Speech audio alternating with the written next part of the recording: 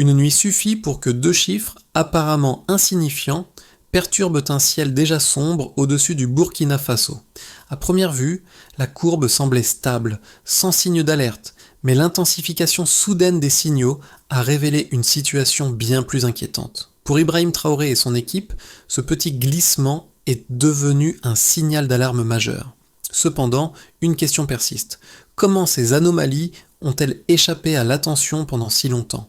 Le Burkina Faso était-il prêt à réagir à cette menace invisible et qu'en sera-t-il si ce phénomène se reproduit?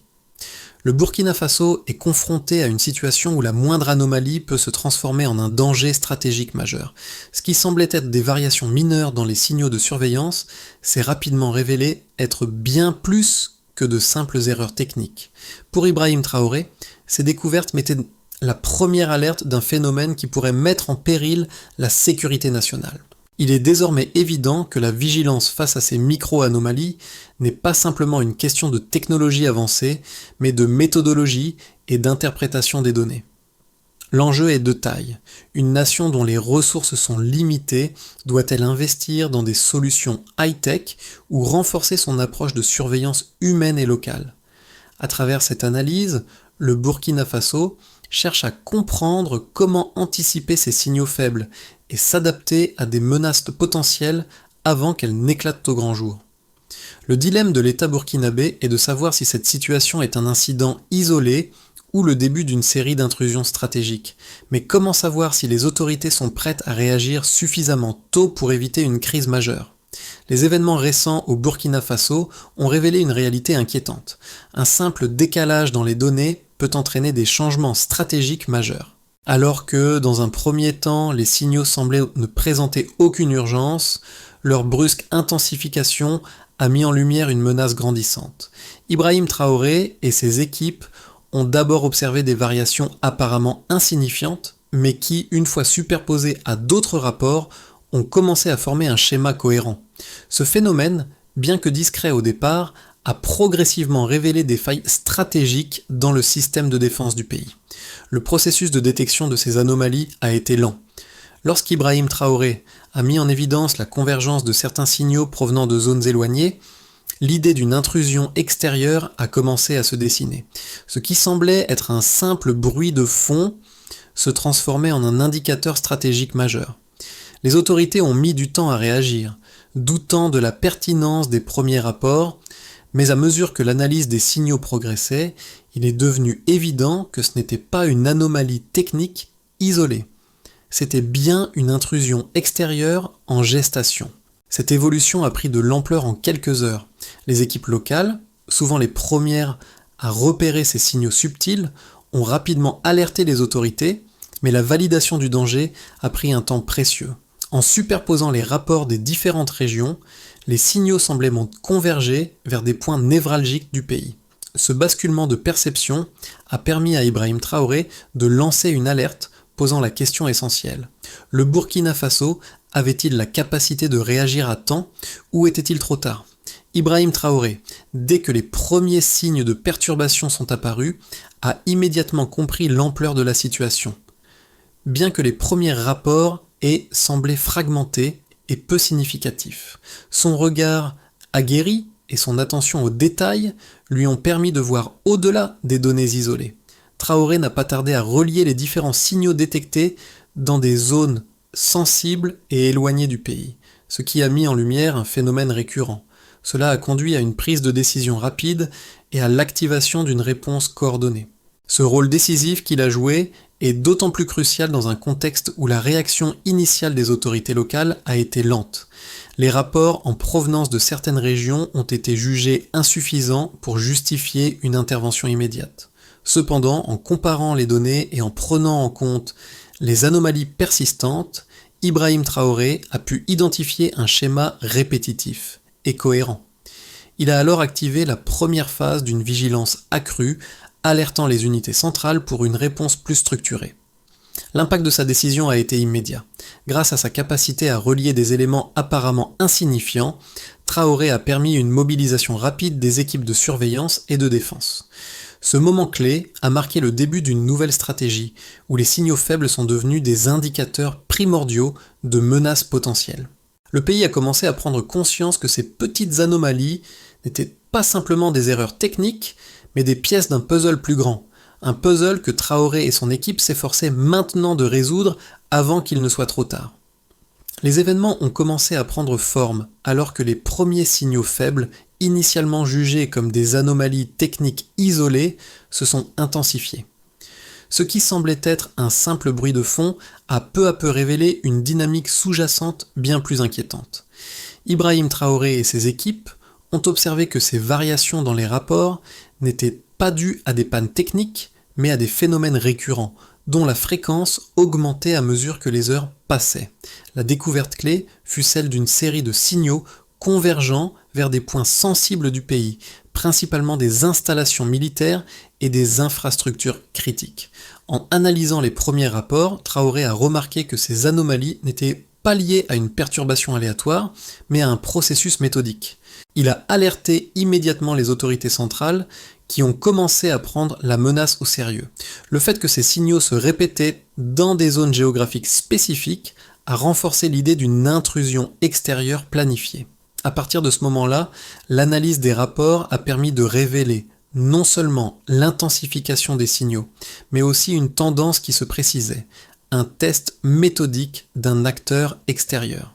Le processus de validation a été crucial. En superposant les rapports des différentes régions, une image plus claire a commencé à émerger. Les signaux semblaient non seulement plus fréquents, mais aussi plus ciblés, comme si chaque variation avait une intention précise derrière elle. À chaque nouvel indice, l'inquiétude grandissait. Ces anomalies n'étaient plus le résultat d'un dysfonctionnement, mais d'une tentative coordonnée d'infiltration. Traoré a rapidement mis en place une stratégie de réponse en dirigeant les équipes locales vers une vigilance accrue et une collecte de données plus systématique. La situation s'est intensifiée au fur et à mesure que les équipes locales, les premières Mossaftoun à repérer ces anomalies, ont commencé à communiquer avec les autorités centrales. Ibrahim Traoré a facilité la coordination entre ces deux entités, permettant de consolider les informations et d'orienter la réponse de manière plus précise. L'activation de cette vigilance accrue a marqué un tournant, car il est devenu évident que la menace ne pouvait plus être ignorée. Ce phénomène, autrefois insignifiant, était désormais perçu comme un défi stratégique majeur. Les premiers signes de cette menace étaient invisibles pour ceux qui n'étaient pas à l'écoute des détails. Les équipes locales, agissant sur la base de leurs observations, ont compris que chaque variation, aussi subtile soit-elle, avait une signification plus profonde.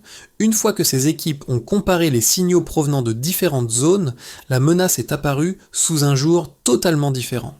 L'intensification des signaux et la convergence vers des cibles stratégiques ont transformé ce qui semblait être une série d'incidents isolés en un schéma organisé. Ibrahim Traoré, en détectant ce schéma émergent, a pu orienter la réponse stratégique du Burkina Faso. Ce moment clé a permis de passer de l'observation des signaux à l'activation d'une véritable stratégie de défense en concentrant les ressources sur les zones les plus vulnérables et en renforçant les capacités de détection. En l'espace de quelques heures, une réévaluation complète de la situation a été réalisée. Ce fut un tournant décisif pour la défense nationale, car il est devenu clair que la réactivité rapide face à ces signaux faibles allait être essentielle pour contrer la menace. L'analyse approfondie des signaux détectés a permis de dégager 3 indicateurs principaux qui ont joué un rôle crucial dans l'évaluation de la menace. Le premier de ces indicateurs était l'intensité des signaux. Au départ, ces signaux étaient faibles, mais une tendance de croissance s'est installée au fil du temps, indiquant une évolution significative. La variation modeste de l'intensité des signaux n'était pas simplement une fluctuation technique, mais un signal clair de changement dans le comportement des intrus.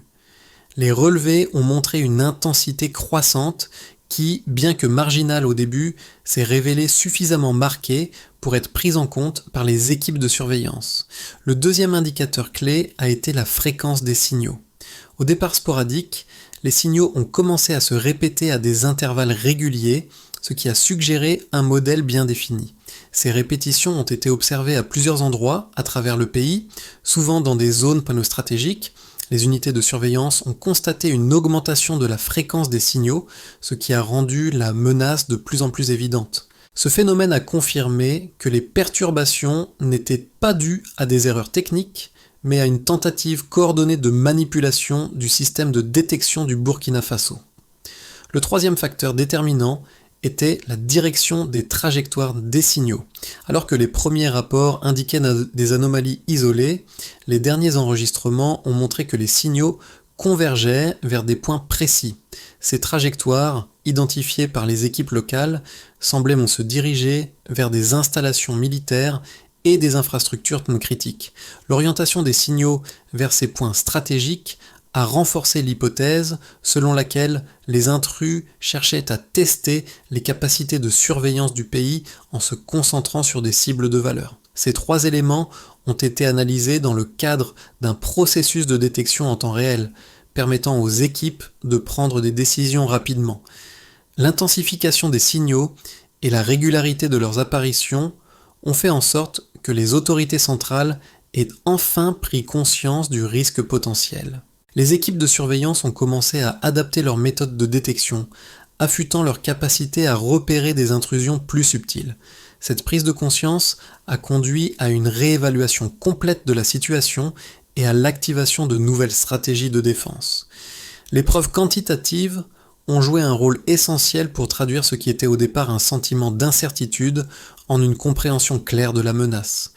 En superposant les différents rapports et en les analysant sous un angle plus méthodique, il est devenu évident que les signaux, bien que faibles au départ, formaient un ensemble cohérent et bien coordonné.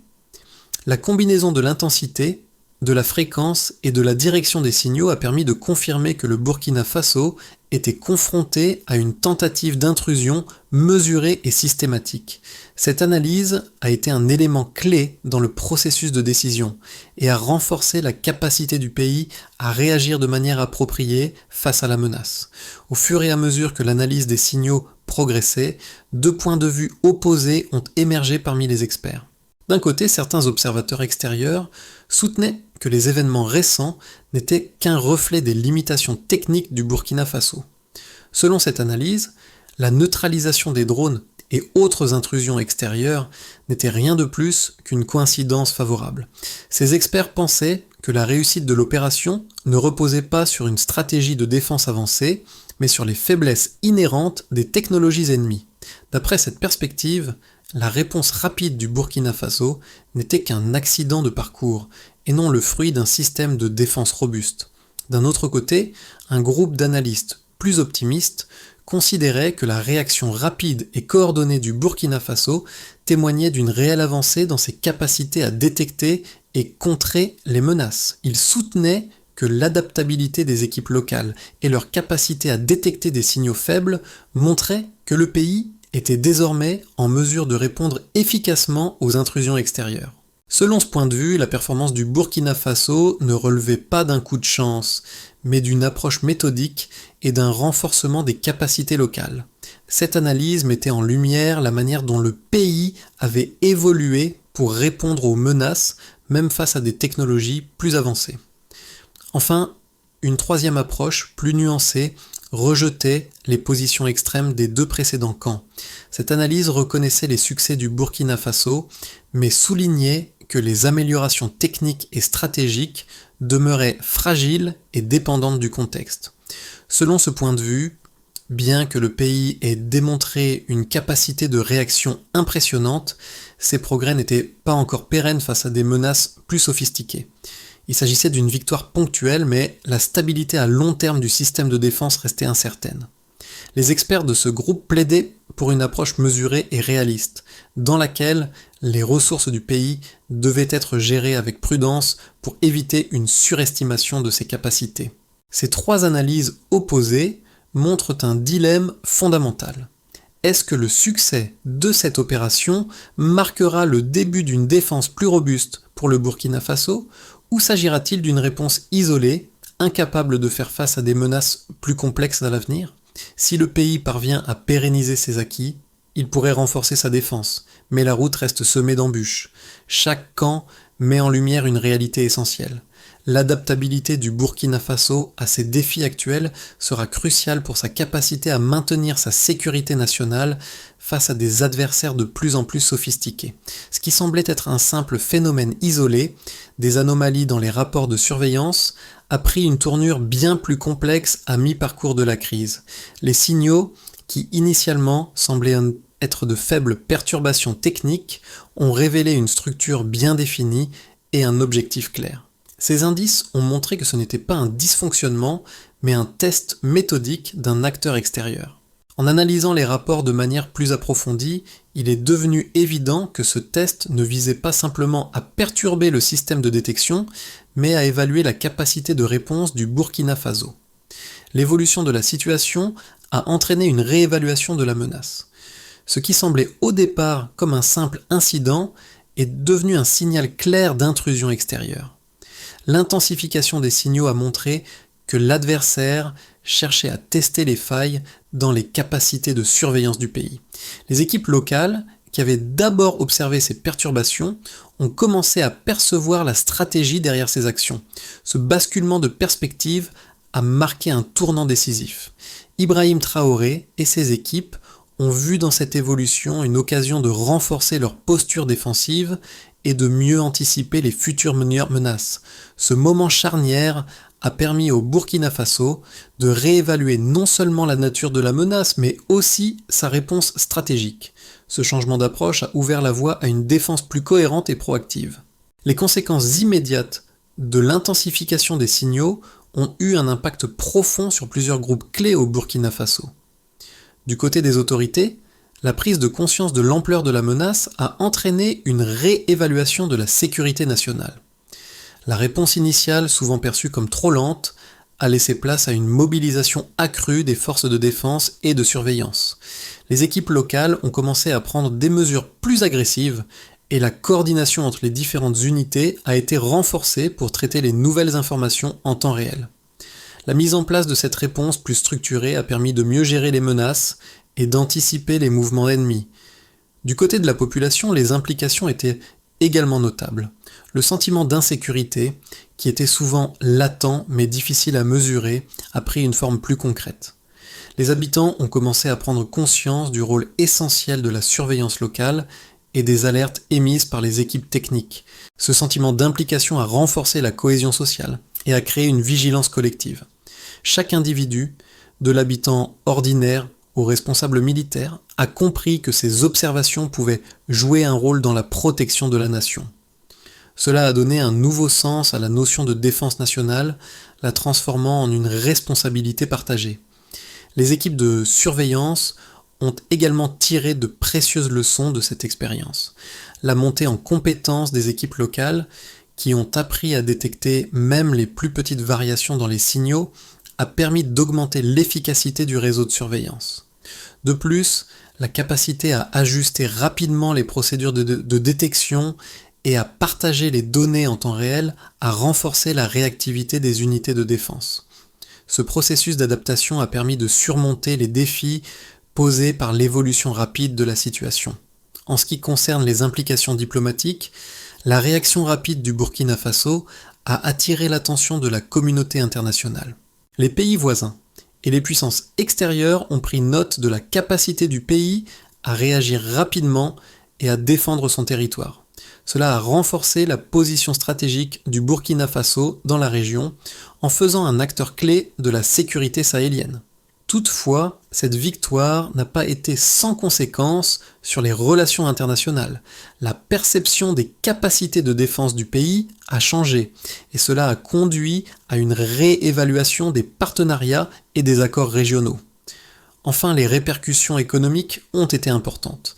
Les zones stratégiques, auparavant vulnérables aux intrusions extérieures, ont retrouvé une place importante dans le réseau de défense nationale.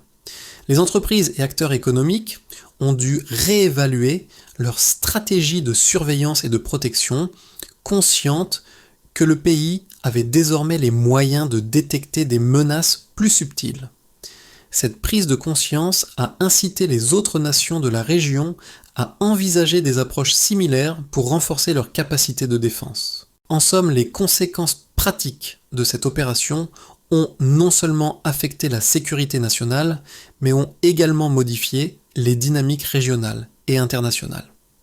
Le Burkina Faso a montré qu'il pouvait se défendre efficacement avec les ressources dont il disposait, mais cette victoire soulève aussi des questions sur la durabilité et la résilience de son système de défense face à des menaces futures plus sophistiquées.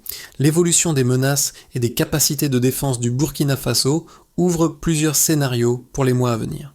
Ces scénarios sont basés sur l'adaptabilité du système de surveillance du pays et sur les réactions possibles des adversaires qui peuvent ajuster leur stratégie en fonction des capacités observées du Burkina Faso. Dans un scénario de base, le pays maintient sa vigilance actuelle. Le réseau de surveillance est amélioré progressivement, mais sans grandes innovations technologiques. Les intrusions restent sporadiques et moins intenses, et le pays choisit de ne pas s'engager dans une course coûteuse à la technologie. Les puissances extérieures, ayant pris conscience de la rapidité de la réponse du Burkina Faso, évitent de multiplier les tests directs. Le statu quo reste avec des tensions régionales modérées et le pays poursuit ses efforts de défense sans grand changement dans la dynamique de sécurité. Un scénario optimiste imagine un Burkina Faso qui capitalise sur sa réussite récente. Le pays renforce sa souveraineté régionale et devient un modèle pour d'autres nations sahéliennes. Les ingénieurs locaux continuent d'améliorer le réseau de surveillance, rendant le système plus sensible aux intrusions similaires et plus réactif face aux menaces extérieures. Dans ce scénario, la coopération régionale se renforce et le Burkina Faso bénéficie de partenariats stratégiques plus solides, ce qui lui permet de détecter et de contrer les menaces plus tôt. Le pays pourrait attirer des investissements dans des technologies de défense avancées et gagner en influence sur le plan diplomatique. Dans un scénario pessimiste, le Burkina Faso fait face à une intensification des intrusions extérieures. Bien que les équipes locales aient démontré une grande réactivité, leurs ressources restent limitées et l'adaptation aux menaces plus sophistiquées devient de plus en plus difficile. Les puissances extérieures, conscientes des capacités de détection du pays, ajustent leurs tactiques pour rendre les incursions plus furtives. Le réseau de défense du Burkina Faso atteint ses limites et le pays se retrouve confronté à un choix difficile. Investir massivement dans des technologies de défense avancées ou accepter une phase de surveillance plus diffuse et moins efficace.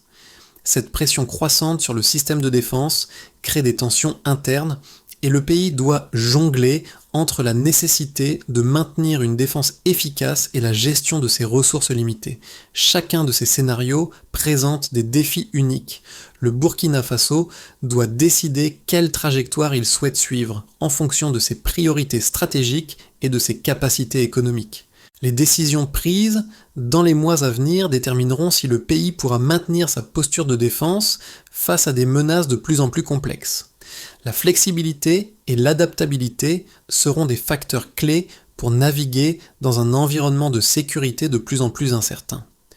Le succès de l'opération au Burkina Faso a eu des répercussions bien au-delà du champ militaire et diplomatique. Il a permis de renforcer le sentiment de sécurité parmi la population qui jusqu'alors vivait dans une insécurité latente, souvent difficile à mesurer. Cependant, la situation actuelle offre aussi des enseignements cruciaux pour les citoyens. Ce n'est pas seulement l'État qui protège la nation, mais chaque individu qui joue un rôle dans la surveillance et la défense du territoire. En impliquant la population dans le processus de détection des menaces, le pays a créé une responsabilité collective qui transcende les simples actions militaires. Cette évolution est particulièrement visible chez les jeunes générations, qui voient désormais leur rôle dans la défense de leur pays sous un jour nouveau. Leur participation active à la collecte de données et à l'observation des anomalies leur confère un sentiment de puissance et d'engagement dans les affaires nationales. Cette approche permet non seulement d'améliorer les capacités de surveillance, mais aussi de renforcer la cohésion sociale autour de l'idée de sécurité nationale partagée. Les actions menées sur le terrain ont permis de redéfinir la manière dont les Burkinabés perçoivent leur sécurité. Désormais, les citoyens sont davantage conscients du rôle essentiel que jouent leurs observations locales dans la prévention des menaces. Ce changement dans la perception du rôle des citoyens dans la défense nationale est un facteur clé de la réussite de l'opération et il a permis de créer un climat de solidarité et d'unité face à des menaces invisibles. En fin de compte, ce qui ressort de cette expérience, c'est que la sécurité ne dépend pas seulement des dispositifs techniques et militaires, mais aussi de l'engagement de chacun. Chaque citoyen, par ses petites observations et son attention, contribue à la résilience du pays face à des menaces futures, renforçant ainsi une culture de défense commune. Pour pérenniser les acquis de cette victoire et renforcer la défense du Burkina Faso, plusieurs étapes cruciales doivent être mises en place. La première consiste à unifier la collecte des données au niveau national. Les unités locales doivent transmettre leurs relevés en temps réel via une plateforme commune, facilitant ainsi l'accès centralisé à l'information et permettant une analyse stratégique en continu. Cette initiative pourrait être opérationnelle dans les 3 mois et renforcerait la réactivité du pays face aux nouvelles menaces. Ensuite, une formation continue des équipes techniques est indispensable. L'objectif est de perfectionner leur capacité à détecter rapidement les micro-variations dans les signaux et à y répondre en temps réel. Ces formations commenceront au sein des forces armées, mais s'étendront à toutes les unités locales. Une telle formation permettra de réduire le temps nécessaire pour confirmer ou infirmer une anomalie, augmentant ainsi l'efficacité du réseau de défense. Le recalibrage du réseau de surveillance est également essentiel. Actuellement effectué de manière ponctuelle, il doit devenir une procédure régulière. Les fréquences et paramètres des systèmes de détection devront être ajustés tous les 2 mois en fonction des données collectées. Cela permettra au pays de mieux anticiper et détecter les menaces futures, renforçant ainsi sa capacité à répondre de manière proactive aux intrusions. Enfin, un système d'intervention documenté doit être mis en place pour coordonner toutes les étapes, du premier signal détecté à l'action de neutralisation. Cette procédure sera fluide et transparente, permettant une réaction rapide et coordonnée entre toutes les unités concernées. Ce processus pourrait être déployé en 4 à 6 mois et garantirait que le Burkina Faso soit prêt à répondre de manière cohérente à toute menace future. Ces 5 étapes permettront au pays de renforcer sa posture défensive tout en restant fidèle à une approche pragmatique, méthodique et adaptée à ses ressources. Ce qui a commencé par de simples anomalies dans les rapports de surveillance s'est transformé en une démonstration de résilience collective au Burkina Faso. La vigilance, aussi discrète soit-elle, a permis de transformer une menace invisible en une victoire stratégique majeure. Cette opération n'est pas seulement une victoire militaire, mais un modèle de solidarité nationale. Chaque individu, du citoyen ordinaire aux équipes de défense, a contribué à cette réussite, montrant qu'en temps de crise, l'unité et l'engagement de tous peuvent vraiment faire toute la différence. Le rôle d'Ibrahim Traoré a été central, mais ce n'est pas lui seul qui a assuré la réussite. C'est l'effort collectif, la prise de responsabilité partagée, qui a permis de surmonter cette épreuve. Les équipes locales ont joué un rôle clé en détectant les signaux faibles.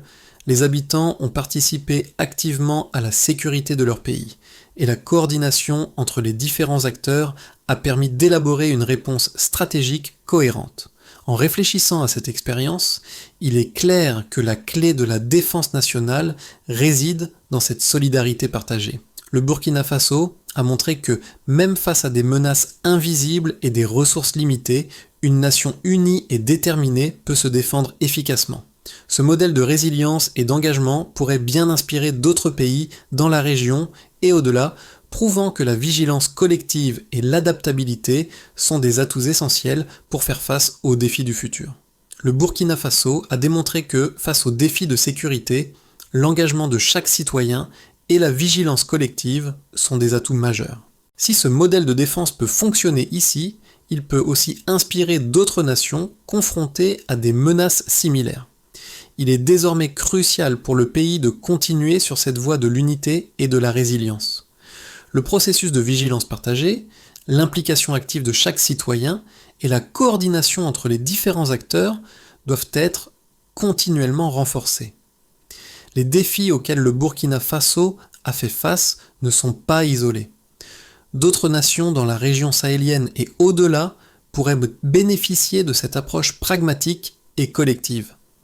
La clé du succès réside dans la coopération entre les forces locales, les autorités centrales et la population, transformant chaque petit détail en un élément crucial pour la défense nationale.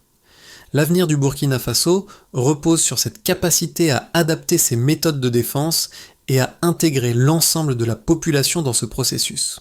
Il est maintenant temps de se demander comment pouvons-nous, à titre individuel et collectif, contribuer à la sécurité et à la résilience de notre propre communauté face aux menaces invisibles qui nous entourent.